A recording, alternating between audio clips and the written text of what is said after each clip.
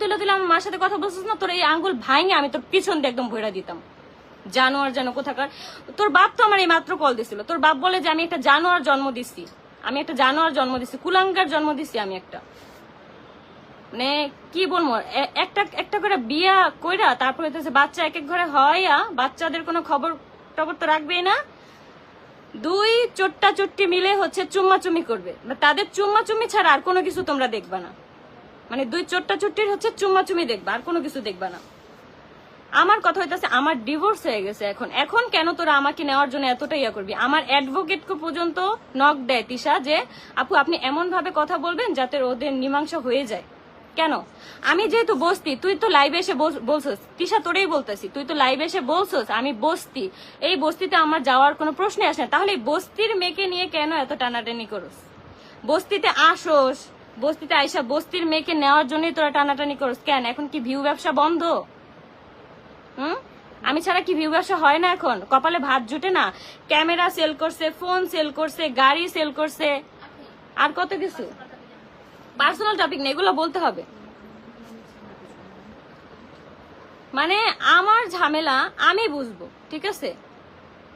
সেখানে এসে আমার মার উপরে পর্যন্ত হাতাহাতি হয়ে গেছে। ওই ভিডিওটা দেখলে সবাই বুঝতে পারবে, যার মাথায় ব্রেন আছে সে পারবে যে আমার মার সাথে এখানে কি করা হয়েছে। আমার মা এখানে একা বাসায় ছিল, আমার ছোট ভাইটা ছিল, আর হচ্ছে আমার ছেলে ছিল। আমার প্রমোশনের কাজের জন্য বাইরে যেতে, আমার ভরণ পোষণ তার তিশা নিবে না, আহাদও নিবে না, কারণ আমার এখন ডিভোর্স হয়ে গেছে।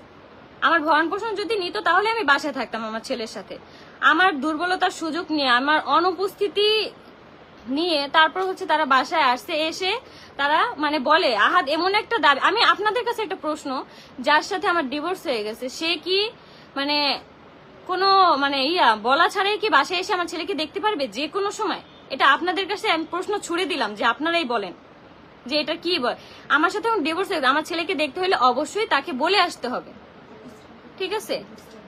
আর এই কিছুদিন আগে হচ্ছে তিশা আমার ব্যাপারে, আমার ফ্যামিলির ব্যাপারে অনেক ধরনের কথাবার্তা বলছে, উল্টাপাল্টা কথা, যার কারণে হচ্ছে আমি তিশার নামে হচ্ছে একটা জিডি করি, সেখানে মীমাংসা হয়। এটাই আমি এই জন্যই মীমাংসা করতে গেছিলাম যে আমার ব্যাপারে যেন ও কোনো ধরনের কথা না বলে।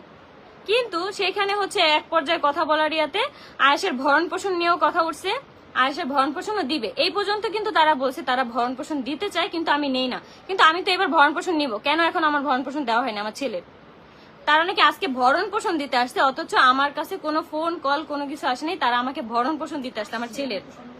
হ্যাঁ, কিন্তু ভরণ পোষণ দেওয়ার ডেট হচ্ছে 5 তারিখে, 5 তারিখে হচ্ছে ভরণ পোষণ দেওয়ার ডেট।